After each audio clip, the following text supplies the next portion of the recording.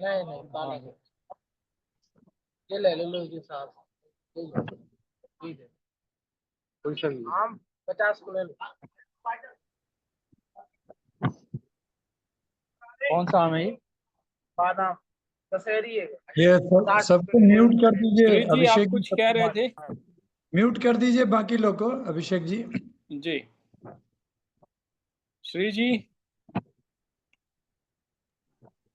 भाई साहब आम खरीदते हैं, हमारे लिए भी खरीद लीजिए। जी जी सचिन जी आप कुछ कह रहे थे? सचिन जी। सचिन जी दोबारा नहीं जुड़ पाए हैं अभी तक। अच्छा थोड़ा सा टाइम दीजिए, सभी को मिल जाएंगे सर। रुकिए रुकिए।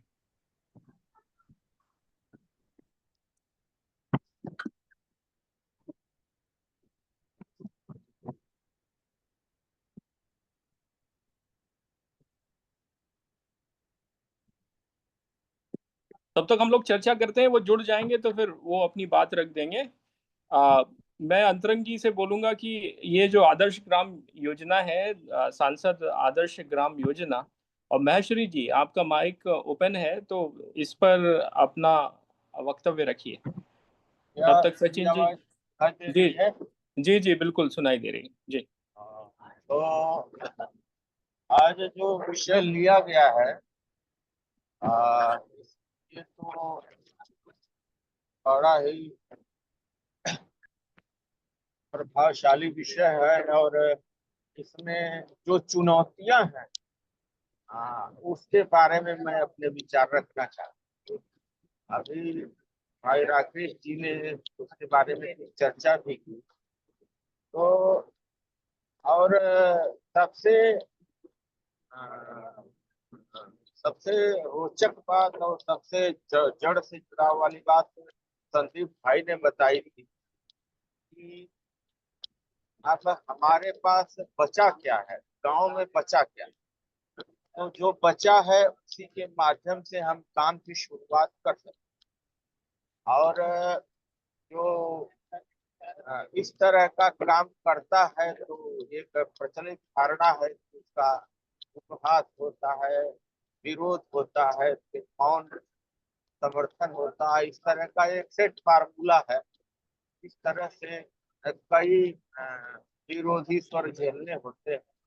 तो ऐसा नहीं है कि ये आज के जमाने में ही हो रहा है, पहले भी हुआ था। तो जो अभी बच्चों के साथ काम करने वाली बात सामने आई है, इस आ, आप लोगों का ध्यान 100 साल पीछे ले जाना चाहूंगा कि कैसे डॉक्टर के बी हेडगेवार ने बच्चों के साथ काम शुरू किया था। और आज एक इतना विशाल संगठन खड़ा है, राष्ट्रीय स्वयं सेवक संघ का। उनके साथ कोई उनके वय का या कोई युवा जो है, तो खेल के माध्यम से खो खो, कबड्डी और तमाम रोचक खेलों का आविष्कार करके बच्चों को जोड़ा गया। और जितना बच्चों के साथ खेलिए उतना वो खुश होते हैं। तो आप उनसे कुछ कहिए तो आपकी बात भी मानते हैं। एक भावनात्मक लगाव है। फिर वही बच्चे बड़े होते हैं तो आपकी विचारधारा को पुष्ट करते हैं। इस तरह से धीरे धीरे श्रृंखला बढ़ती जाती है। तो हमें भी किसी गांव में काम करना है तो गांव की स्थिति ये है। अब भारत बड़ा है,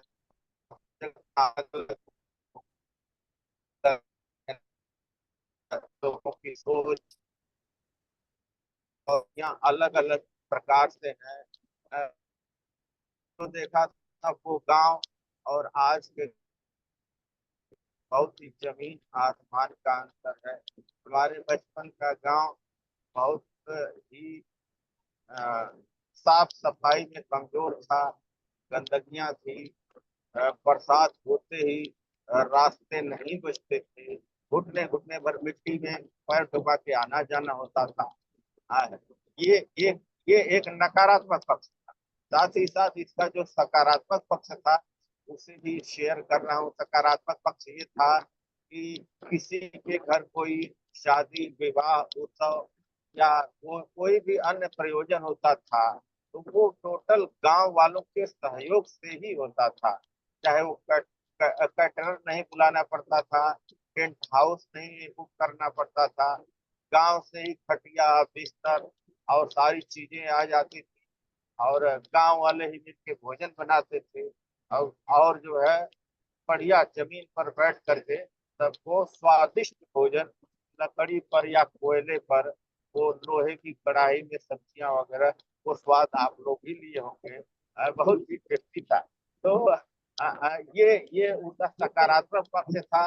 और दूसरी चीज, एक चौपाल वाला जो सिस्टम था, उससे गांव की समस्याएं सामने आती थी। सब लोगों के पास खाली समय था, लोग समस्याओं पर विचार विमर्श करते थे।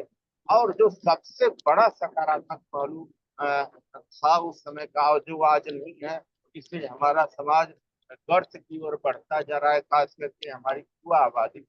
वो ये था भाई साहब कि मन में चाहते हुए, बहुत ही इच्छा होते हुए भी कोई भी व्यक्ति कुछ गलत कार्य नहीं कर सकता था। चाहे किसी महिला से छेड़खानी हो या कुछ नशाबाजी हो, इस तरह से गांव का कोई भी व्यक्ति उसको थप्पड़ मार सकता था। उसके मन में एक डर होता था कि कोई भी मुझे देख लेगा ये करते हुए तो बहुत बुरा होगा, घर वाले भी मारेंगे, समाज में बदनामी हो। आज सबके पास कानूनी अधिकार है, मानवाधिकार है। हम लोग बचपन में पढ़ने जाते थे तो होमवर्क पूरा न हो या चीजें याद करके न जाए तो हम लोगों के अध्यापक बहुत छड़ी से मारते थे हाथों पे, बहुत दर्द होता था। लेकिन इसका एक पहलू था और आज जो है FIR हो जाती हैं। तो ये सब चीजों को दृष्टिगत रखते हुए बच्चों के लिए जो रुचिकर है वो ऊपर से पीछे छूते हुए, फिर बच्चों से जब हमारा प्रेम बढ़ेगा तो उनके घर तक पहुंच होगी, वहां पर भी वे हमारा स्वागत करेंगे। और एक एक मानव स्वभाव है कि आप किसी के बच्चे की देखभाल करते हैं तो उसके माता पिता आपसे खुश होते हैं, तो उसको लगता है कि ये मेरे बच्चे को मानता है, अच्छा आदमी है, तो वो हमारी बात ही सुनेंगे। इस तरह से हम इन चुनौतियों से निपट सकते हैं। और ग्राम जो आदर्श ग्राम योजना है, सांसद आदर्श ग्राम योजना, वो तो कागजों की है। इसी में बैठ के जो नीति आयोग या योजना आयोग जो नीतियां तय है,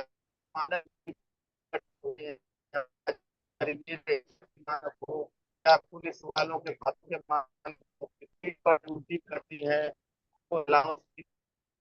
जाना उनको बुलेट से है, पेट्रोल का खर्च कितना है, कोई भी व्यावहारिक चीजें वो लोग सोच नहीं पाते हैं कि ये जाके काम कैसे करेगा, तो उसे चोरी करनी पड़ती है। और तो मजबूरी में आदमी चोरी और अत्याचार करते। युवा आबादी जो है वो इस दिशा में बिल्कुल भी नहीं समझता है। नशेबाजी दर बढ़ रही है। अगर कोई युवा बच्चा हो जो ना, तो हमारे आपकी आवाज साफ नहीं आ रही है महेश्वरी जी। मैं आग्रह करूंगा सचिन जी से हमारे कि वो गांव जो का बात मामला बीच है। में छूट गई थी वो ठीक है, रखें। धन्यवाद। मैं यात्रा में हूँ। जी सचिन भाई जी। साहब एक्चुअली नेटवर्क चला गया था। आप बता पाएंगे कि मैं कहाँ तक पहुंचा था, आप लोगों को कहाँ तक सुना था? आप फिर से पूरी बात रख दीजिए क्योंकि शुरू हाँ, ही किया था आपने। जी, मैं ये कह रहा था भाई साहब कि जो विषय है वो ये है कि गांव में अगर हम ऐसा रोजगार जनरेट करें जो जिसको सरकारी नौकरी के समतुल्य माना जा सके। हम नहीं बोल रहे हैं कि आप उसको मेडिकल फैसिलिटी दो, या देने की भी व्यवस्था आजकल है कानून में। उन कानूनों का जो राष्ट्रीय कानून है, जैसे श्रमिक सहायता की है और दूसरे हैं, इन इन सब तरह के कानूनों को एक बार पढ़ के क्लब करके क्या ये संभव है कि हम एक रोजगार ऐसा जनरेट कर पाए कि गांव के 20 लड़कों को हम देते हैं। और वो जो रोजगार है वो ये गौशाला है, या ये उद्योग है, या ये गांव का कोई गांव में पैदा होने वाली चीजों का व्यापार है, इस तरीके का हम मैनेज करते हैं और फिर उसको हम प्रमोट करें, लोगों से बोले आओ भाई, नए लड़के अगर जुड़ते हैं तो सहकारिता बढ़ती है, रोजगार की समस्या कम होती है, उद्यमिता बढ़ती है, बहुत सारी चीजें एक साथ कैटर होती है। और जब लोग एक साथ मिलके काम करने लगते हैं तो वो कुटुंब का सा माहौल गांव में स्टार्ट हो जाता है। वही अगर हो जाए तो बहुत सारी मानसिक बीमारियां, बहुत सारी मानसिक समस्याएं जो लोग आजकल फेस कर रहे हैं वो भी कम होंगी। और सबसे बड़ी बात यह है कि जो लोग इन समस्याओं को फेस कर रहे हैं वो सारे लोग एआई के आने के कारण वापस आ रहे हैं गाँव में, आइडियाज आ रहे हैं वापस। क्या हम उनको साथ ले सकते हैं? अगर कोई ऐसा नहीं है गांव का पढ़ा लिखा लड़का। और दूसरा विषय है कि बहुत सारी जमीनें ऐसी हैं जिन जमीनों पे आ, ऐसे लोगों का कब्जा है जो आ, प्रतिष्ठावान माने जाते हैं। अगर किसी ने गौचर की जमीन पे कब्जा किया, अगर किसी ने गांव के तालाब पे कब्जा किया, अगर किसी ने गांव के मंदिर पे कब्जा किया, तो उसके लिए बहुत अचूक इलाज है। ऐसे 90% लोग प्रतिष्ठित और नेतागिरी वाले लोग होते हैं, दमदार लोग होते हैं। योगी जी ने सिस्टम बनाया था जब दंगे हुए थे यूपी में मऊ की तरफ, तो पोस्टर लगवा दिए थे, जमीनों का रिकॉर्ड है, पटवारी चेक करके बता सकता है किसके कब्जे में है। अगर 2-4 पोस्टर लग जाएंगे तो लोग खुद छोड़ के भागते हैं।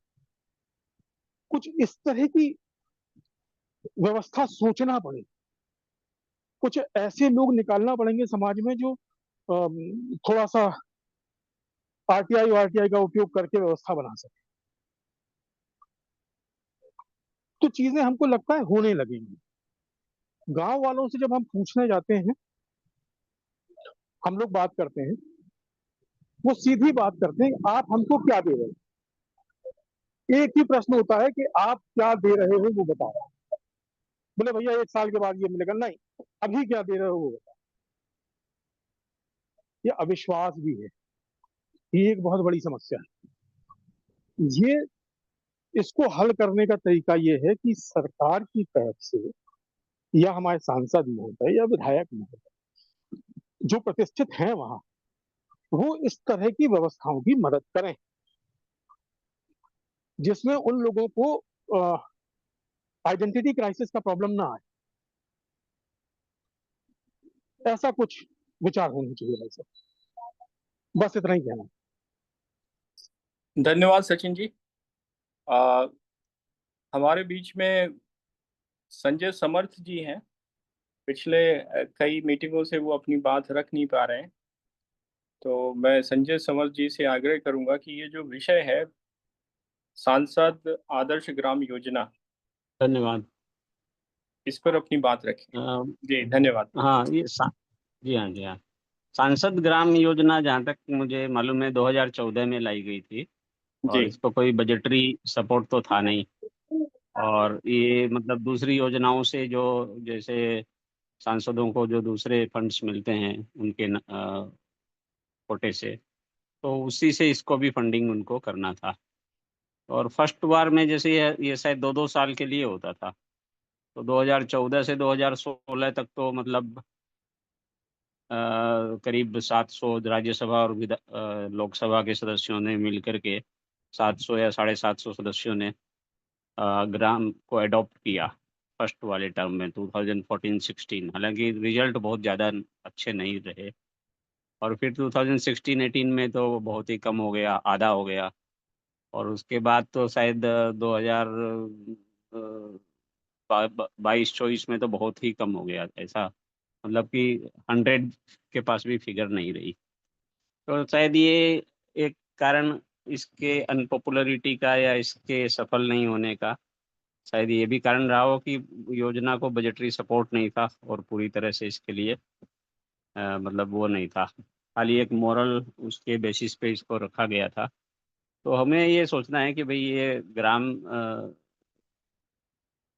को जो एडॉप्ट करने की बात है, तो वो आज के हम लोग अभी तक ग्राम को, जहाँ तक मुझे लगता है कि हम लोग अभी तक गाँव को पुराने नज़रिए से ही देखते हैं।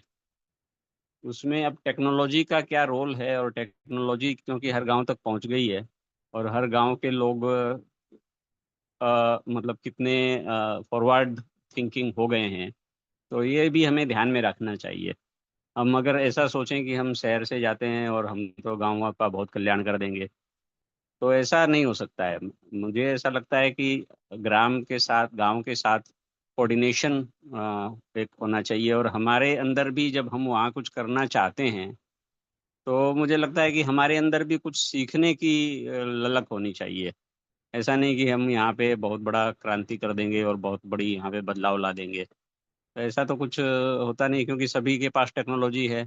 Everybody knows about the latest government schemes, the latest benefits going to them. और फिर यहाँ पर जो हमारे यहाँ पे जैसी स्थिति है, हम लोग ज़्यादातर यही चाहते हैं कि भाई हमें बस परोसा हुआ मिल जाए, और हमें तो बस गवर्नमेंट से कुछ सहायता मिल जाए, और हमें मतलब कुछ करना नहीं पड़े और हमें सहायता मिलती रहे। तो इस तरह के माइंडसेट को पहले ग्राम लेवल पे, अपने लेवल पे चेंज करके, और ऐसा होना चाहिए कि हम एक रिस्पॉन्सिबल सिटीजन्स के रूप में इस तरह से अपना रोल फुलफिल कर सकते हैं, so that we get satisfaction out of our work.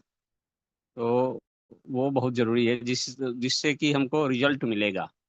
क्योंकि मेरा ऐसा मानना है कि भाई हम अगर गांव में कुछ करना चाहते हैं, तो गांव की ज़रूरतों को समझ के और गांव से कुछ सीखने की इच्छा रखते हुए, और उनको साथ लेके, और उनकी रियल चीज़ों को कैसे हम सॉल्यूशन दे सकते हैं, और वहाँ की लोकल इकोनॉमी को कैसे हम मजबूत कर सकते हैं, इस बारे में कुछ इनोवेटिव थिंकिंग होनी चाहिए।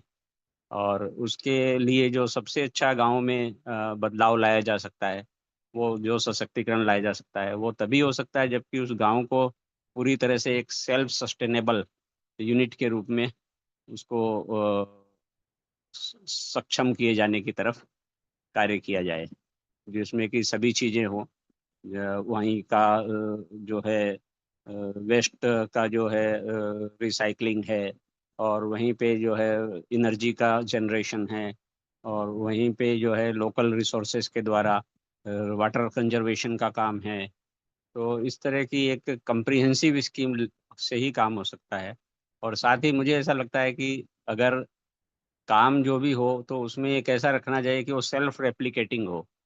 तो सेल्फ रेप्लिकेटिंग होगा, तो वो अपने आप आगे से आगे बढ़ता जाएगा। ऐसी पोजीशन नहीं आएगी कि 10 साल के बाद हम फिर वहीं पे खड़े हैं और फिर नई स्टार्टिंग करनी पड़ रही है। तो इस तरह का होना चाहिए सेल्फ रेप्लिकेटिंग की, पूरी तरह से फिर वो एक अपने आप ही फिर वो आगे बढ़ता ही जाए, जब तक कि पूरी तरह से विकास या पूरी तरह से उसका बदलाव ना हो जाए। तो ये मेरे अपने कुछ थॉट्स थे, क्योंकि मैं ज़्यादातर गांव से तो अभी जुड़ा हुआ नहीं हूँ, इसलिए लेकिन एक जो हमारा मुख्य उद्देश्य स्टार्टिंग में था पॉलिटिकल अल्टरनेटिव का, तो उसमें गांव को समझना बहुत ज़रूरी है। तो इसी दृष्टिकोण से मैंने अपनी बात रखी है। धन्यवाद। धन्यवाद संजय जी। मैं आग्रह करूंगा प्रोफेसर एस के शर्मा जी से कि वो अपने विचार रखें और साथ ही साथ आगे की मीटिंग का संचालन करें। प्रोफेसर एस के शर्मा जी, क्योंकि अभी हमारे कुछ वरिष्ठ साथी बचे हुए हैं। मैं नाम ले देता हूँ। अंतरंग जी बचे हुए हैं, प्रदीप जी बचे हुए हैं, सत्य प्रकाश भारत जी बचे हुए हैं, जी जी। आप स्वयं खुद बचे हुए हैं। तो प्रोफेसर हाँ नहीं, शर्मा मैं जी। तो हमें जी तो यात्रा के अंत तक बचना होगा। और जी प्रदीप जी ने काफी देर पहले, मुझे याद पड़ रहा है, संदेश दिया था। हम लोग अपनी बात को समेटते हुए लास्ट में कह ही लेंगे अभिषेक जी। थोड़ा प्रदीप भैया को थोड़ा पहले निमंत्रित करते हैं, फिर सत्य प्रकाश जी को, उसके बाद अंतरंग जी, और फिर हम लोग फिर चांस देंगे। Thank you.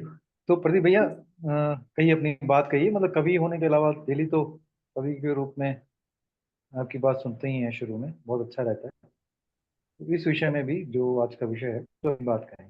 प्रदीप जी।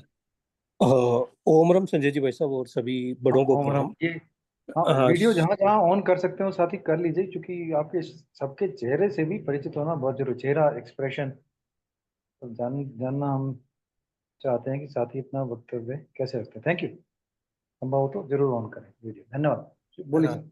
थोड़ी सी लाइट आ गई, लो आपकी आपकी भगवान ने वाणी सुन ली, लाइट आ गई मुझे। क्या बात है, क्या बात है, क्या बात है। जी सर, जी जी मैं ये बोल रहा था कि जी। अभी मैंने राकेश जी भाई साहब की बात, राकेश जी अंकल की भी बात सुनी थी, श्री जी अंकल की भी बात सुनी थी, और मेरे मन में उसी समय एक विचार कौंधा था। तो मैं मेरी हमारी क्योंकि से एक सच्ची घटना रख देता हूँ मेरे क्षेत्र की। हमारे क्षेत्र में बर्थ हुआ था और आई थिंक करीब मैं उस समय रनिंग में ही था, तो ऑलरेडी बिजनेस में बहुत अच्छा डेवलप था और अच्छा मतलब बहुत अच्छा बिजनेस टाइकून भी ये क्षेत्र कहें मार्बल और के हिसाब से तो कोई अतिशयोक्ति नहीं थी।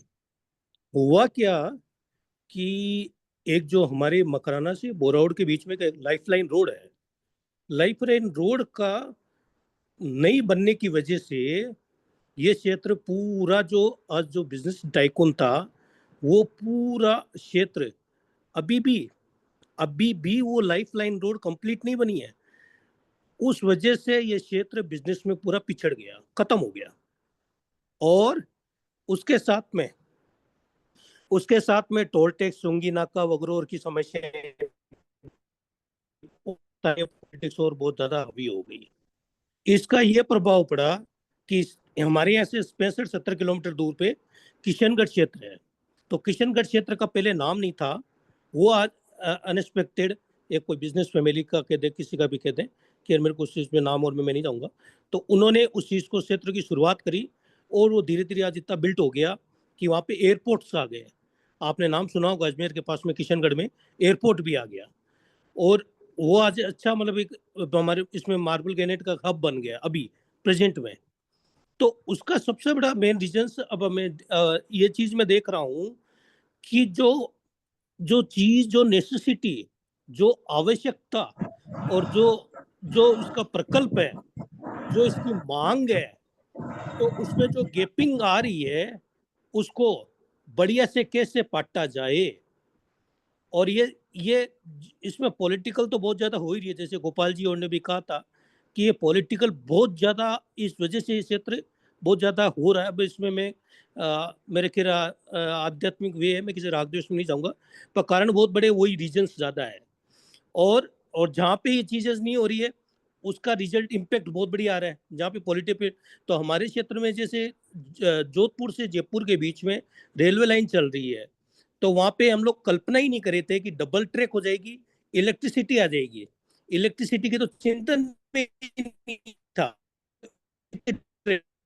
वो भी सितंबर में 8-10 महीनों से कंटिन्यू चालू हो गया। तो मतलब जहाँ पे ये चीज मैंने इससे अनुभव करी, चिंतन किया मैंने कि मैं तो घर पे रहता हूँ ज्यादातर मोस्ट, मैंने ये चीज अनुभव किया कि जहाँ पे जिस चीज पे अड़चन नहीं आए वो काम सुगमता से होता है और वो काम अच्छा होता है, और उस काम में जो बाधाएं आती है वो अपने आप ही दूर हो जाती है और अच्छे से अच्छा काम हो जाता है। तो क्या इस चिंतन में, जैसे आपका जैसे श्री जी अंकल के जो महाराष्ट्र साइड में हो, राकेश जी ने अंकल ने कहा था कि हमारे आजमगढ़ में 5-6 क्षेत्र है और है, तो उस चीज से अपन सब मिलके क्या ऐसे एक क्षेत्र को उसको आदर्श जो जो ये बना रहे हैं प्रधानमंत्री का जो सांसद का जो उन्होंने कहा है, तो उसको अपने स्तर पे जैसे डायरेक्ट लेके, जहाँ कोऑपरेटिव सेक्टर्स है, जैसे कल वो संदीप जी भाई साहब आए थे कि फंड की कमी नहीं है, तो उस वजह से क्या बढ़िया से उसका अंगुली से मुट्ठी बना के वो फैक्टर बन जाए जिससे प्रामाणिकता रहे, कार्य दिखे और वो आगे से आगे स्थानीय पॉलिटिक्स में भी आगे हो और काम का परिणाम भी आए। और जैसे अभी सिंजी भाई साहब ने कहा था कि आप हमको क्या दे रहे हो, ये बताओ, 1 साल में हम नहीं रुक सकते। होता है हर आदमी का यही इंटेंशन है कि वो प्रॉफिट जल्दी चाहता है और वो वेट करना नहीं चाहता, इसको अर्ली टू अर्ली प्रॉफिट चाहता है, इतना वेटिंग नहीं होता। परंतु उस चीज में जहां उनका मनी का इन्वॉल्व नहीं होगा, तो स्थानीय अगर वो जुड़ेंगे, उनकी मनी का इन्वॉल्व नहीं होगा और वो काम को अगर करके दिखाएंगे, उसके बाद में उनकी मनी भी इन्वॉल्व होगी, वो भी इन्वॉल्व होगी और रोल मॉडल के रूप में वो चीज आए, तो क्या उसको वैसा चीज आ सकती है क्या? ये मेरा एक चिंतन था, विचार था। ओम राम।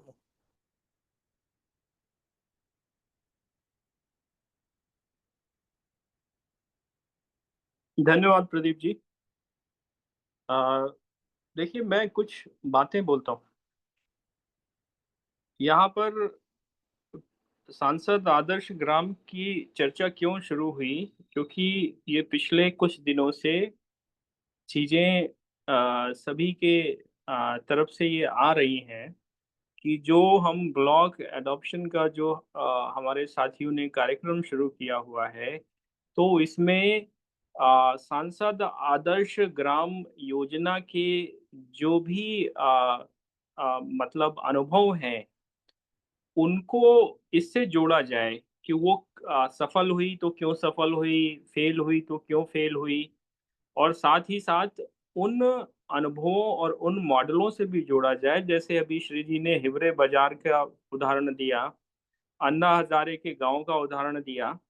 तो ये जो मॉडल हैं, ये जितने भी मॉडल हैं, इनको साथ में लेकर चलते हुए जो क्षेत्र हमने पकड़ा हुआ है, वहां पर काम करने का तो प्रयास है ही, लेकिन साथ ही साथ जो वहाँ के स्थानीय जनप्रतिनिधि हैं या सांसद हैं, जिन्होंने वो काम करने का पहले प्रयास किया था, तो क्यों ना उनके साथ भी उनके विचार लेकर और उनको साथ में लेकर, अगर वो साथ में चलना चाहते हैं, तो इस काम को आगे बढ़ाया जा सके। क्योंकि ये काम उतना आसान है नहीं। अभी 7 गाँव में जो हमारा अनुभव रहा है, उसके बाद बहुत सारे प्रश्न हैं, कम से कम 13 या 14 पेज में हमने वो सारे लिस्ट किए हैं।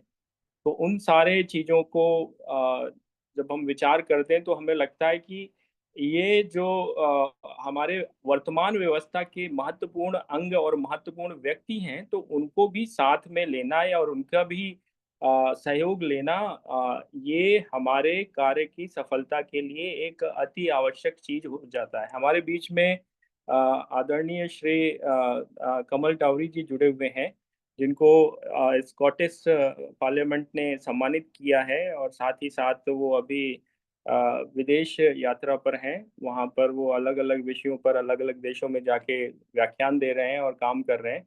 तो मैं आग्रह करूंगा आदरणीय कमल टावरी जी से कि वो सांसद आदर्श ग्राम योजना के विषय में जो ये आज चर्चा चल रही है, और जो हम लोग काम जो कुछ लोगों ने शुरू किया है, तो उस पर कुछ अपने विचार रखें।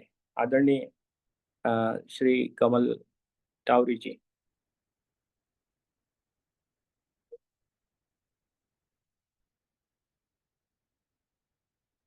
आदरणीय कमल टावरी जी।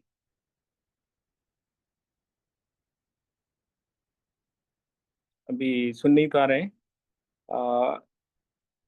मैं इस बीच में आग्रह करूंगा चंद्रशेखर जी से।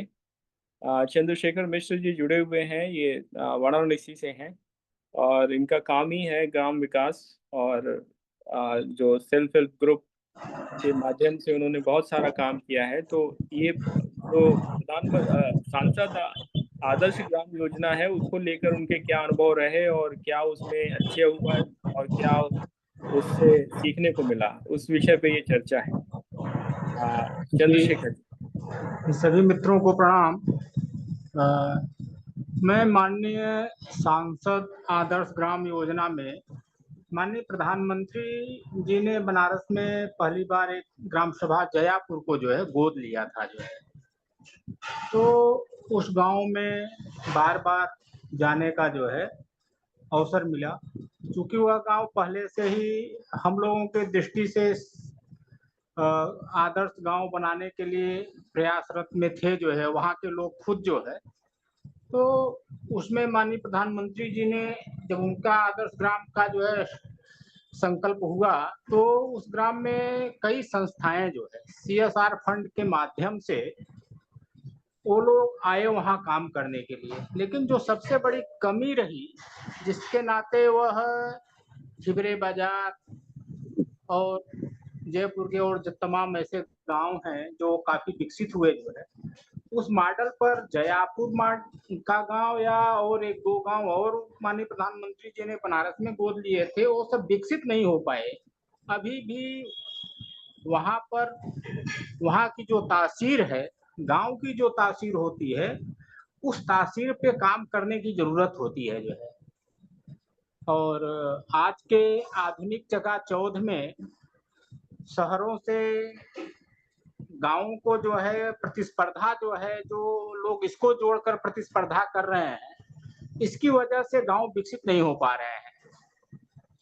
गांवों का विकास करना है तो गांव की मूलभूत संरचना जो थी और जैसी गांव को आवश्यकता है, जो गांव की प्रकृति है, उसके ऊपर अगर हम काम करते हैं तो गांव में विकास धीरे धीरे दिखता है जो है, और लोग उसमें जन सहयोग की भावना से जुड़ते हैं।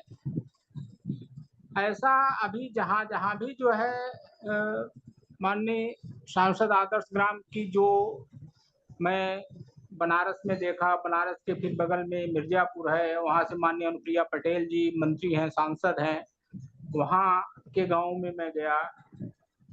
भदोही उसके बगल में विधानसभा है, लोकसभा क्षेत्र है, वहाँ भी मैं गया। जौनपुर में गया, कई जगह मैं गया जो है।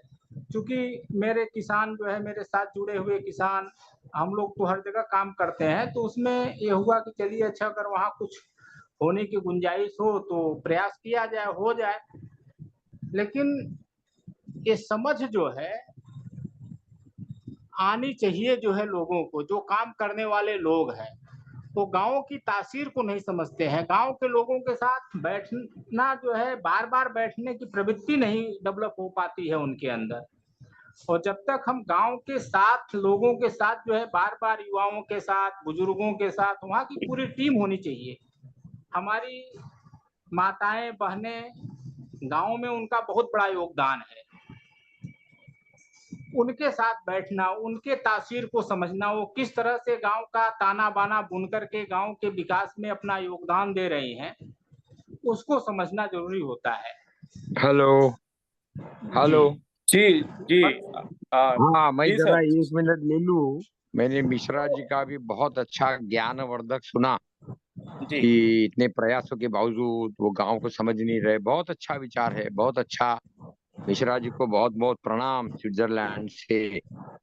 और यहाँ मैं जब देख रहा हूँ, पीछे मुड़ के देखता हूँ, 78 साल का हिसाब लेता हूँ, तो लगता है कहीं ना कहीं हम लोग बहुत प्रयास तो बहुत कर रहे हैं, लेकिन जंप कर रहे हैं ऊपर ही ऊपर, ऊपर ही ऊपर, ऊपर ही ऊपर, एक ही स्थान पर। और तो मेरा तो 2 ही अनुरोध है।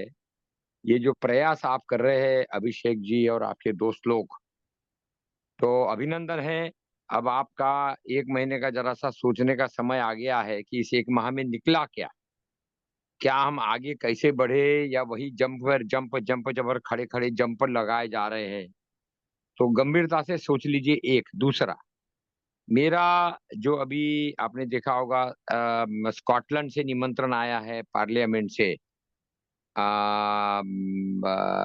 तो उसमें अल्टीमेटली निकलता ये है कि अब हम जैसे है वैसे है, काले है तो काले है, गोरे है तो गोरे है, नहीं जानते तो नहीं जानते, और जानते तो जानते हैं। अब आगे करना क्या है?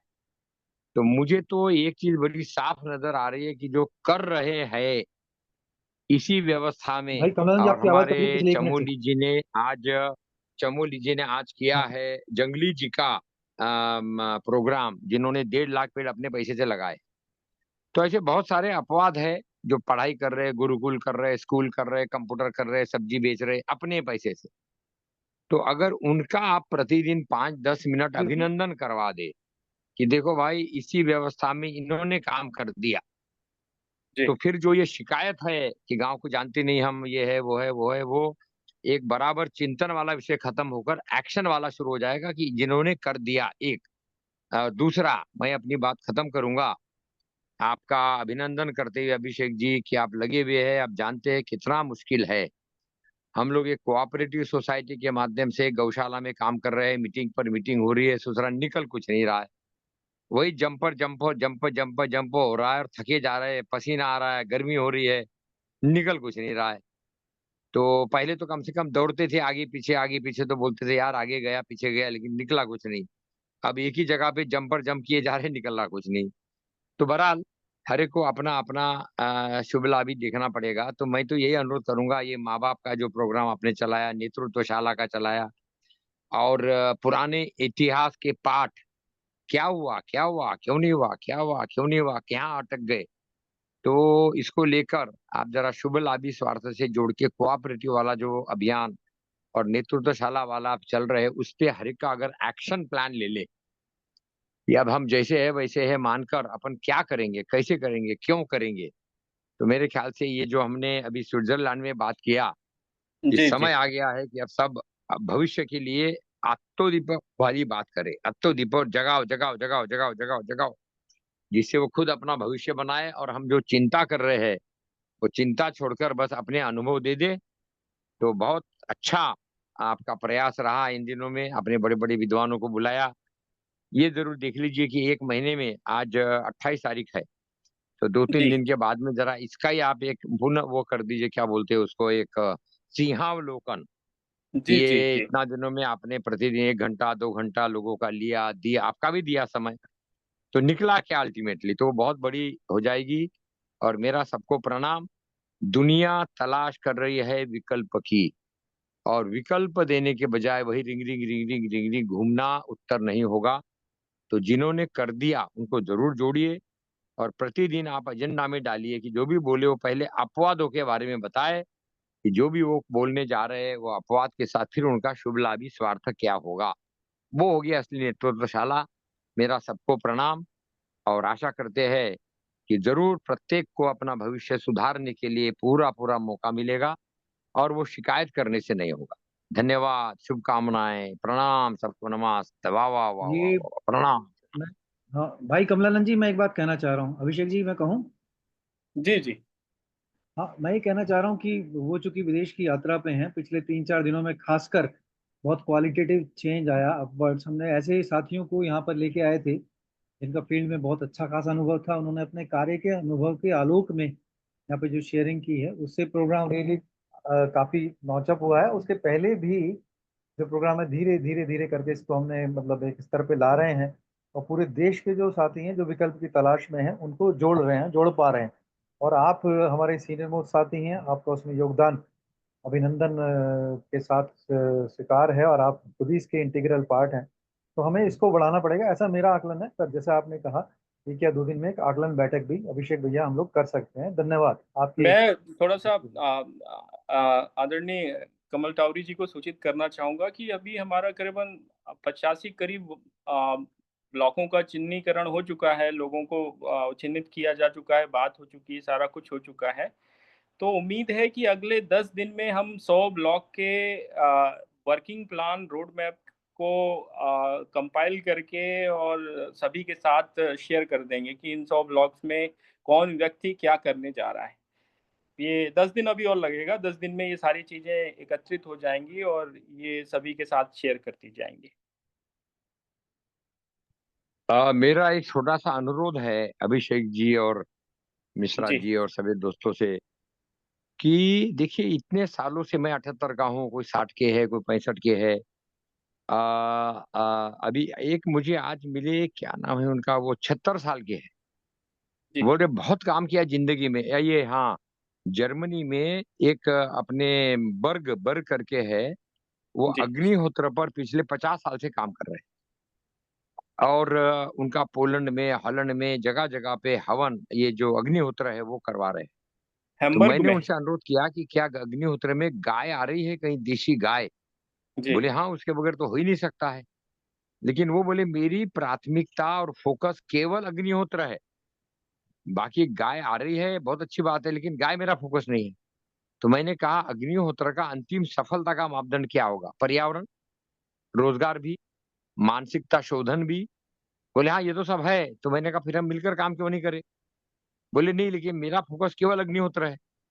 तो अब वो 76 साल के है, बर्ग जर्मनी के है, बहुत अच्छा उनका पकड़ है, भारत में भी वो आते रहते हैं, लेकिन वो ट्रेनिंग केवल अग्निहोत्र पर कर रहे हैं। और उनके कोई बतला रहे थे मुझे, उनके भाई है जो ये जी जितना भी अग्निहोत्र से जुड़ा हुआ सामान है, बर्तन से लेकर वो उसका जो करने का है, वो अपना गोबर है, घी है, चावल है, वो सब बेचने का काम कर रहे हैं। खैर कोई बुराई नहीं, बेच मार्केटिंग तो अपन ओपनली बोलते कि भैया मार्केट चाहिए चाहिए, लेकिन मुझे जो उनसे अनुरोध किया और वो तैयार हो गए बाद में आखिरी में कि अपने को हर एक को अपनी अपनी ओवर स्पेशलाइजेशन को छोड़कर बाहर में विदरिंग में जाना पड़ेगा। जैसे अग्निहोत्र उनका ठीक है वो रहे उसमें, लेकिन उसमें कहीं देशी गाय भी आएगी क्या? एक दूसरा, देशी गाय केवल भारत में नहीं है, देशी गाय केन्या में भी है, ब्राजील में भी है, नाइजीरिया में भी है, क्योंकि वो हम्प वाली जो है वो देशी है। अब ये कई ऐसे बिंदु है जो अपने ऋषियों को गौमूत्र गोबर वगैरह से समझ में आ गया था। जर्मनी में मैंने केरला की देशी गाय देखी है, और 4 केंद्र है जहाँ केरला की देशी गाय उन्होंने लाई थी 200 साल पहले, 100 साल पहले, और वो तारीफ कर रहा था जर्मन की ये गाय बड़ी होशियार है, इंटेलिजेंट। और लेकिन उसका चूंकि सोच बीफ तक का है, मांस तक का, तो वो मांस तक ही कह रहा था कि इसका मांस बड़ा टेस्टी है। अब उसको ना गौमूत्र से मतलब है, ना गोबर से मतलब है, ना गाय की गुणवत्ता से मतलब है, ना प्रेम से मतलब है, उसको गाय की माता से क्या मतलब है? तो मैंने जब उसको बताया कि भाई आप तो जर्मन हो, आपको मालूम है क्या? बोले नहीं, मैं तो पहली बार सुन रहा हूँ ये। तो मैं बोला इसके लिए शोधना पड़ेगा अपने को कि अगर हम सूर्य के माध्यम से हम्प बना, सूर्य के माध्यम से सूर्य नमस्कार बना, सूर्य के माध्यम से पृथ्वी का सारा मतलब सर्वाइवल ही अगर सूर्य के आधारित है, और सूर्य पर आधारित वो गाय का हम्प बना है, तो जरूर है हमारे ऋषि मुनियों ने उस पर जरूर सोचा होगा, तभी इतने बड़े बड़े उस पर काम हुए। अब हमारा दुर्भाग्य है कि हम अपने देश में ही नहीं समझ पा रहे हम्प का। मैं खुद आइस में रहा, मेरे भी करीब 30 साल पहले से समझ में आया, जब हमारे चाचा जी झुम्मर लाल टावरी जो राजनांद गांव के थे बोलते थे मुझे बार बार कि भाई कमल जरा ये देशी गाय पर ध्यान दे। और मुझे लगता था ये विकास की दौड़ में जीडीपी विकास पर कैपिटा इनकम शहरीकरण में कहाँ देशी गाय टिक पाएगी। नेचुरली बैल खत्म हो गए, घोड़े खत्म हो गए, गधे बेचारे बच गए क्योंकि उनकी अभी यूटिलिटी है। गाय का हालत, वो मुख्यमंत्री बेचारे 2 बार मिला, दोनों बार मुख्यमंत्री ने गाय के बारे में दर्द पैदा किया, बताया, और ये तब हालत है जबकि वो खुद गाय के प्रति गोरखपुर का उनका गोरखनाथ का पंथी है, वो पैसा दे रहे हैं। अब एक बार मेरे साथ में गोरक्षा आयोग के वो जो अध्यक्ष है वहां के अपने श्याम सुंदर जी वो भी थे, दूसरे बार में ये गौरव गुप्ता वगैरह ये भी थे। तो पॉइंट ये है, मैं क्यों थोड़ा दुखी होकर थोड़ा बोलता हूँ और दिल को दर्द बताते कि 2 बार मैं 2 दिन में मुख्यमंत्री से मुलाकात हुई, दोनों बार मुख्यमंत्री ने गाय के प्रति चिंता बताई, पैसा भी दे रहे हैं, गोरक्षा आयोग इतना बना हुआ है, पशुपालन विभाग के पीछे पड़े हैं, कलेक्टर को नींद नहीं आ रही है गाय के नाम पर, और सब लोग चिल्ला रहे गाय गाय गाय गाय गाय गाय, और गाय बेचारी कट रही है, मुख्यमंत्री ने खुद कहा। तो फिर लगता है यार अपन आर्मी में रहे, गोली झेली बांग्लादेश में, तो क्या अपन अब बोलते रहे कि व्यवस्था खराब है? क्योंकि मैं भी तो व्यवस्था का भाग रहा हूँ, और मैंने इसी व्यवस्था में जहां जहां मेरा काम किया है, इसलिए मुझे हक है सबको बतलाना कि भैया कृपा करके गति पकड़ो, करने वालों से सीखो अपवाद। और आपने अभी बोला कि 50 ब्लॉक, मैं ये कह रहा हूँ भैया 50 का होगा तब होगा, 9 महीने बाद खूब बच्चे पैदा होंगे। पहले 2 महीने का बच्चा, 1 महीने का बच्चा पेट में लक्षण तो दिखा दो कि 1 महीने का बच्चा है। तो मैं तो अनुरोध करूंगा आप 1-2 ब्लॉक ले लो, आपके जन्म का ब्लॉक ले लो। हमने इसमें अपने जो गौरव गुप्ता उनके साथ में काम किया हुआ है, ये ब्लॉक अडॉप्शन पर हमारे विक्रांत पांडे भी काम कर रहे हैं, लेकिन सबसे ज्यादा काम अच्छा कर रहे हैं अपना वो क्या नाम है ये गौरव गुप्ता। उसने पंचायत राज और खाली पड़े संसाधन और जो उसमें अपवाद है, धंधे की संभावना है, 29 विषय क्या है, ये कर दिया। तो अगर हम उससे लेकर 1 ब्लॉक 2 ब्लॉक के लेकर जहां हमारे प्रमुख जी या प्रधान जी या कोई बिजनेस वाला या कोई खाली पड़ा संसाधन वाला या कोई रहने वाला एक्सपर्ट या कोई नर्सरी वाला उसको पकड़ के धंधा दिखा दे, और धंधे में उसको बोले भैया परिवर्तन का दौर। देखिए मैं इसमें असफल रहा हूँ, मुझे कहने में कोई शर्म नहीं, क्योंकि जो भी लोग आए वो यही बोलते रहे। अभी अभी हमको ओझा जी ने एक दिन मैंने पूछा, रिटायर्ड है ओझा जी, आप जानते होंगे पीएस ओझा, बोले साहब ऐसा है अभी आप मुझे 6 महीने तक छोड़ दीजिए, अभी अभी मेरे लड़के की डेथ हो गई है, मैं अभी 6 महीने बाद आपको दिखाऊंगा। मैं चुप रहा, कुछ नहीं बोला, बोला ठीक है, ओझा जी की जैसी समझ है उनको बोलने दो। फिर मैंने एक दिन 3 महीने बाद याद दिलाया कि ओझा जी आपका 3 महीने का पीरियड खत्म हो गया, और 9 महीने बाद आपने बोला था बच्चे ही बच्चे आप दिखा देंगे सब तरफ, 90 बच्चे। तो मुझे जरा 3 महीने के बाद वाले लक्षण बता दीजिए कि ये लक्षण हो गए और इसलिए आपको 9 महीने बाद ये होगा, 3 महीने बाद ये हो जाएगा। तो कहने का मतलब केवल ये है, दिल का दर्द करके लास्ट अभी कश्मीर पर एक बहुत अच्छा वीडियो आया है, बहुत अच्छा है, बहुत विद्वान है जिन्होंने वो प्रेजेंटेशन किया, बहुत अध्ययन किया है। उन्होंने बताया कि कश्मीर सरस्वती की और ब्रह्मा की और बड़े बड़े शारदा मंदिर का बहुत बड़ा गढ़ रहा है अभी 400-500 साल पहले तक। और वहां बड़े बड़े विद्वान रहे, इतना ऊंचा ऊंचा उनका ज्ञान, उन्होंने सबके नाम वाम गिना है कि बोला इतना बड़ा उन्होंने ये किया वो किया, नॉर्थ से ये निकला वो निकला वो निकला। तो इसमें एक सवाल उन्होंने ये किया कि फिर जब इतना बड़ा ज्ञान का भंडार वहां था भरा हुआ, तो फिर कैसे हो गया ये सब कि सारे मंदिर टूट गए, सारे मठ वहां के खत्म हो गए, सारे मुसलमान हो गए। जो बेचारे इंडिया में भारत में रहने वाले ब्राह्मण थे उनको लात मार मार के भगाया वहां से। मैं कट्टर इसलिए बोल रहा हूँ कि मैं ये भी कहा किसी दुबे लोगों को कि भैया तुलसीदास जी महाराज दुबे थे, उनको अपनी बहन जी हमारी माता जी जिन्होंने लात मार के तुलसीदास जी को बाहर नहीं निकाला होता घर के बाहर, तो तुलसीदास जी भी गाना गाते रहता था कि भाई कुछ नहीं हो सकता, सिस्टम खराब है। जहां उसको लात मार के बाहर निकाला घर से, तो फिर तुलसीदास जी ने लिखना शुरू कर दिया, तब ज्ञान आया। तो इसी तरीके से उन्होंने बताया अंत में कि नीचे से खोखला हो गया था कश्मीर, तो जो भी कारण रहा हो आम आदमी मुस्लिम हो गया था और ऊपर से वो दुखी होकर और ये ऊपर अपना ज्ञान ज्ञान ज्ञान ज्ञान ज्ञान बांट रहे थे, लिख रहे थे, बांट रहे थे, लिख रहे थे। अल्टीमेटली क्या हुआ जो आपके सामने है। तो प्रश्न ये है कि अगर 78 साल 70 साल 65 साल वाले भी मीठी मीठी बात करें कि वाह वाह वाह वाह बहुत बढ़िया, हमने तो बहुत काम किया, हमने बहुत बढ़िया काम किया, हमने ये किया, सरकार ने ये नहीं किया, तो मेरे ख्याल से वो टाइम वेस्ट है और वो खुद को ही फंसाने का तरीका है। क्या करे, अपने अपने गांव का पहले प्लान कर ले, क्या गांव में 2 करोड़ का धंधा हो सकता है अलग अलग विषयों को लेकर, पंचायत के लेकर, कोऑपरेटिव में बहुत हो चुका है, मैं रिपीट नहीं करना चाहता हूँ। बहरहाल आप लोगों से बहुत आशा है अभिषेक जी, आप जवान है, नेतृत्व है, अपने अन्ना के साथ, इसके साथ, राम धीरज जी के साथ बहुत सारा काम किया है, इसलिए आपको फिर से वही गलती करने का बिल्कुल हक नहीं है। कोऑपरेटिव के माध्यम से बहुत अच्छा संभव है। बहरहाल मेरी बहुत बहुत शुभकामनाएं, आशा करते हैं कि हम अपने लिए स्वार्थ से सर्वार्थ के लिए सुर मुनि नर जगतीय रीत स्वार्थ लागे करय सब प्रीत, तुलसीदास जी का। तो आइए स्वार्थ परार्थ परमार्थ और सर्वार्थ के साथ मिलकर स्पष्ट बात करें और धंधे बढ़ाने का धंधा बढ़ाएं। शुभकामनाएं, मेरा सबको प्रणाम, नमस्ते। बहुत बहुत धन्यवाद आदरणीय कमल टावरी जी। ये जो आपने बात कही ये हमने सूत्र बांध रखी है सभी साथियों ने, ये सच है और इसको ही इसी पे सभी लोग प्रयास कर रहे हैं। थोड़े तरीके भिन्न हो सकते हैं लेकिन हाँ प्रयास उसी दिशा में ही है। मैं अंतरंग जी से कहूँगा कि अपनी बात रखें, जो अभी कमल टावरी जी ने बात कही है उसको ही आगे जोड़ते हैं। अंतरंग जी। जी धन्यवाद।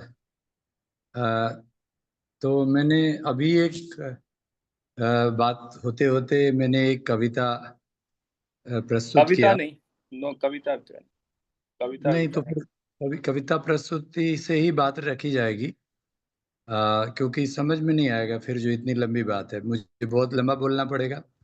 और जिनको समझना है वो समझ लें कि इसमें जो श्री भाई जो बोल रहे थे और कमल टावरी जी ने जो बोला, कमल टावरी जी ने बोला अपवादियों की बात इतनी सारी कही, उनको अपवादी बहुत सारे हजारों की संख्या में है और उनको जोड़ने की कला अगर उनके अंदर है तो वो जोड़ सकते हैं। हजारों लोगों को मैं जोड़ दूंगा उनसे। और जो प्रोजेक्ट है वो प्रोजेक्ट के लिए मैंने यहाँ 5 पॉइंट दिया है। 5 पॉइंट में मैंने लिखा है आर्थिक लोकतंत्र आधारित स्वावलंबी ग्राम। यह प्रोजेक्ट में यह जो 5 पॉइंट है मैंने सैगी के लिए करीब 3-4 सांसदों से मिलकर के यह जो सांसद आदर्श ग्राम योजना है उन लोगों को यह 5 पॉइंट हमने दिया था। पहला है एकात्म नवोन्नतवादी गुरुकुल, जिसका हमने कविता लिखा है, ठीक है, वो पढ़ ले, मैंने चैट में डाला है। दूसरा है सहकारिता गौ कृषि, और तीसरा है पंचगव्य एवं कृषि ग्रामोद्योग। तो पंचगव्य जो हम लोग जो है वह चूंकि वो पूरा होना चाहिए गौशाला, और उसकी कोऑपरेटिव के माध्यम से होना चाहिए, और उसकी ग्रामोद्योग होनी चाहिए, और सहकारिता आधारित ग्राम से ब्लॉक स्तरीय उपभोक्ता सहकारिता, क्योंकि मार्केट को गारंटी करना और ब्लॉक स्तरीय तक प्लानिंग होगा, ब्लॉक एडॉप्शन प्रोग्राम के साथ होगा। तो यह जो प्रोडक्शन होगा वह प्रोडक्शन फॉर कंजम्पशन के आधार पर वह पूरी तरह गारंटी होगा। और योग, आयुर्वेद और समग्र चिकित्सा एवं शिक्षा केंद्र होगा। तो यह 5 पॉइंट जहाँ रहेगा वह ग्राम स्वावलंबी होगा, जिसका हिवड़े बाजार में भी कुछ चीजें अभी और आवश्यकता है। पोपट राव पवार जी से 2 बार हमने मतलब मुलाकात करके इस विषय पर भी बात किया था, श्री भाई से भी बात हुई है। तो यह 5 चीज अगर एक जगह रहता है तभी जाकर के जो टुकड़ो जी महाराज का ग्राम गीता अश्विन ग्रामे विश्वम परिपुष्ट दर्शन, और संदीप हमारे राजीव दीक्षित जी के साथ भी इस पर विषय पर बात हुआ कि आपका जो वर्धा है वह भी अभी तक स्वावलंबी नहीं है, इसीलिए क्योंकि ये 5 चीज एक जगह पे नहीं है। तो ये 5 चीज एक जगह होगा तब जाकर के होगा। और यह जो लीडरशिप है, जो लीडरशिप जो डेवलप करने की आवश्यकता है, वो लीडरशिप गुरुकुल से ही होगा। चाणक्य ने उसको तैयार किया और देश बनाया। तो इसीलिए मैंने यह कविता में वह लिखा है, आप लोग इसको पढ़ लेंगे, मैंने चार्ट में डाला है कि किस तरह से होगा। और जो मॉडल की बात कर रहे हैं, तो हम लोग करीब करीब इस मॉडल पर जो करीब 3-4 हजार गुरुकुल पद्धति पर स्कूल चल रहे हैं। और श्री भाई ने जो बात रखा था कि उसके आधार पर ये ऐसा है कि सबसे पहले हमें अगर आचार्य बने हम, तो आचार्य बनते ही पहली ड्यूटी हमें मिलती थी कि आप जाकर स्कूल खोलिए गुरुकुल पद्धति पे। और इस प्रकार हम सभी लोगों ने जाकर गांव में बच्चों को जोड़ा, और पिछले 70 सालों में हमारे आनंद मार्ग के करीब 3-4 हजार स्कूल चल रहे हैं, और उससे जुड़ करके ये बाकी प्रोजेक्ट्स हम लोग करने की कोशिश में हैं। और उसमें जो जो परेशानियां हैं उस परेशानियों पर आगे हम लोग डिस्कस कर सकते। धन्यवाद। धन्यवाद। ये हमारे बीच में जाकिर जी जुड़े हुए हैं। जाकिर जी से मैं अनुरोध करूंगा कि ये अपना थोड़ा सा परिचय दें और ये जो आज का विषय है इस पे कुछ बात रखें। मैं बता देता हूँ जाकिर जी के बारे में। मोहम्मद जाकिर साहब दिल्ली से हैं और चश्मे की उनकी दुकान है, लेकिन बहुत सुंदर विचार हैं कि देश और विश्व की व्यवस्थाएं कैसे हों। जाकिर साहब आप निमंत्रित हैं, कृपया अपनी बात कहें। धन्यवाद। आपने बोल दिया, जाकिर साहब बोले। हाँ जी, हाँ जी, मैंने परिचय देना ठीक समझा। भाई प्लीज कम फॉरवर्ड। बहुत अच्छे तरीके से वो देश के विकास के लिए कुछ उनके विचार हैं। जाकिर जी आप अनम्यूट करके अपनी बात कह सकते हैं यदि आप सुन पा रहे हैं बात को। वैसे वो बता रहे थे कि 9 बजे के बाद वो दुकान बंद करते हैं और शायद ट्रैवल में होंगे, तो हो सकता है सुन नहीं रहा। यदि सुन पा रहे हैं तो अपनी बात रखें जाकिर भाई। चलिए ठीक है। अभी हमारे जो सभी लगभग साथियों से बात हो चुकी है। ये जो पॉइंट बताए गए, ये इन पर हम लोग एक रिपोर्ट बना रहे हैं, कॉम्प्रिहेंसिव रिपोर्ट, जो पिछले लगभग 1 महीने में जो भी चर्चाएं हुई हैं और जो भी बातें हुई हैं उन पर एक रिपोर्ट हम तैयार कर रहे हैं। और दूसरा ये कि ये जो हमारे 100 ब्लॉक आने वाले 5 दिन 6 दिन में जब भी पूरे हो जाएंगे, तो उनके ऊपर जो उनका रोड मैप है हर एक ब्लॉक का, वो भी तैयार करके दिया जाएगा। तो जितने जो भी साथियों ने जो जो ब्लॉक ले रखे हैं, सभी ने अपने दिए हुए हैं, तो वो अपने अपने रोड मैप को शेयर कर दें। कुछ लोगों से मैंने बोला हुआ है, आपसे भी अनुरोध है कि ये रोड मैप एक पेज में बना के दे दें, तो उसमें हम लोग देख सकें कि कहाँ कहाँ पर कैसे कैसे मिल के काम किया जा सकता है। जैसे प्रोफेसर साहब, आपका जो ब्लॉक है, आपका जो ब्लॉक है, टीकमगढ़। हाँ टीकमगढ़, तो टीकमगढ़ का आप दें, मैं दूंगा। ऐसे ही अंतरंग जी ने जो ब्लॉक लिया था, सचिन जी ने जो क्षेत्र लिया था, प्रदीप जी का जो क्षेत्र है और राकेश जी के जो 2-3 क्षेत्र हैं, हमारे महेश्वरी जी के जो क्षेत्र हैं, तो चंद्रशेखर जी का जो क्षेत्र है वो भी अगर उपलब्ध कराएंगे तो उसमें भी कुछ चीज़ें में सहयोग हो सकता है आपसी। तो ऐसे करके वो सारे एक-एक पेज के रोड मैप हम लोग बना लेंगे और उनको उन रोड मैप पे फिर जो है समझ करके और कैसे-कैसे कंट्रीब्यूशन हो सकता है, कैसे-कैसे मिलके काम हो सकता है, उस पे काम शुरू किया जाएगा। तो अ मैं जो है आखिरी में सत्यप्रकाश जी तो है नहीं अभी हमारे बीच में। आखिरी में मैं प्रोफेसर साहब से कहूँगा कि आप ही धन्यवाद नोट दें और इस सभा का विसर्जन करें क्योंकि टाइम हो चुका है। प्रोफेसर संजय शर्मा। संजय जी। हाँ हाँ, जी जी जी, धन्यवाद धन्यवाद।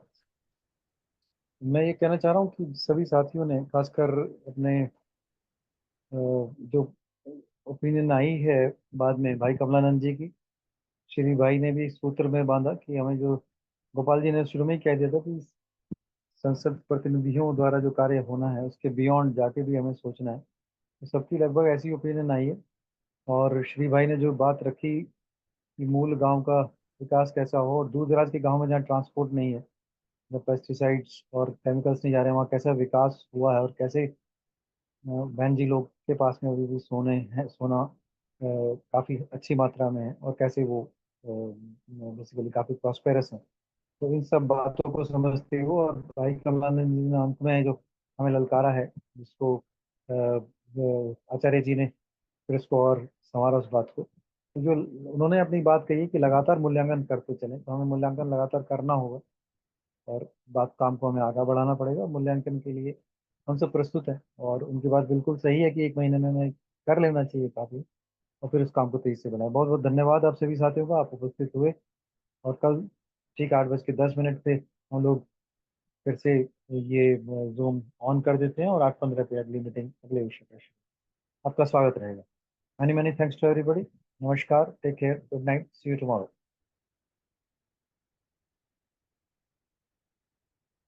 कल मिलते